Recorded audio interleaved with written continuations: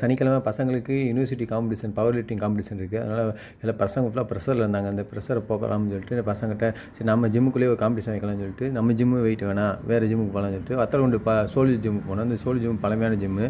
அங்கே போயிட்டு சரி ப்ராப்பராக பண்ணலாம்னு சொல்லிட்டு அங்கே யூனிவர்சிட்டியில் என்ன மெத்தடோ அதே மாதிரி வெயிட் செக் பண்ணிட்டு ஒவ்வொரு வேட்டிக்காரையும் என்னென்னவோ அதை பிரிச்சுட்டு அதை ஃபார்ம் கொடுத்து ஃபுல் பண்ண சொல்லியாச்சு. ஏன்னா அவங்களுக்கு அதே மைண்ட் செட்டில் அங்கே போய் ப்ராக்டிஸ் பண்ண போகிறாங்க.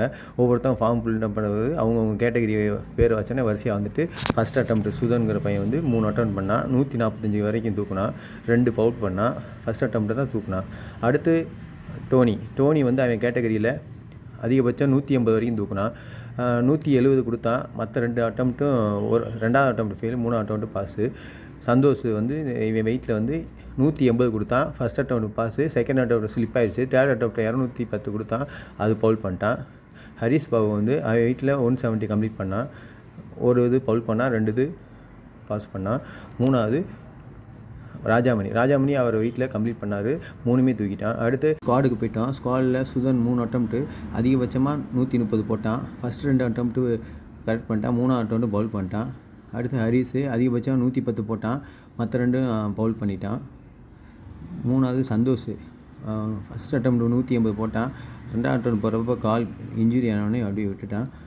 அடுத்து பெஞ்ச் ப்ரெஸ் போயாச்சு. பெஞ்ச் ப்ரெஸ்ஸில் ராஜாமணி அதிகபட்சம் 75 தூக்குனார். ஃபஸ்ட் அட்டம்ப்ட்டு பாஸ், 2ஆவது அட்டம்ப்ட்டு தூக்கிட்டான்.